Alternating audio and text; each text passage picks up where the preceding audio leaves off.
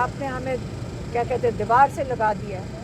یہاں پہ انصاف کی بجائے یہاں پہ اتنا ظلم ہو رہا ہے کہ اب ہمارے پاس کوئی چوائس نہیں ہے. ہمارے پاس اب کوئی راستہ نہیں رہا کہ ہم اگر انہوں نے 2 ہمارے مطالبے نہ مانے، 1 judicial commission, 3 senior most supreme court ججز کے نیچے، جو دونوں 9 مئی اور 26 نومبر کو اس کی تحقیقات کریں گے اور اس کی رپورٹ دیں گے، اور جو ذمہ دار ہیں ان کو سامنے لے کر آئیں گے.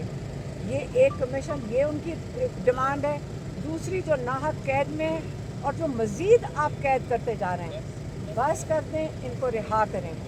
یہ 2 مطالبات نہ مانے گئے تو انہوں نے کہہ دیا، انہوں نے پاکستانیوں کو کال دے چکے ہیں کہ آپ اپنی ریمیٹنسز ڈالرز پاکستان نہ بھیجیں.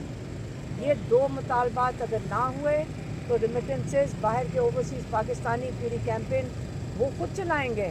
ان کے پیسے ہیں، ان کی مرضی ہے.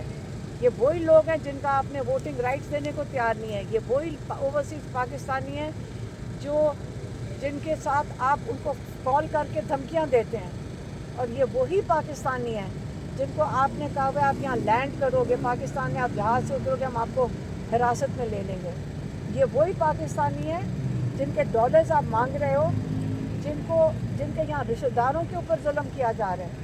آپ یہاں رشتہ داروں کو اٹھا لیتے ہو اگر وہ اپنی آواز باہر اٹھائیں.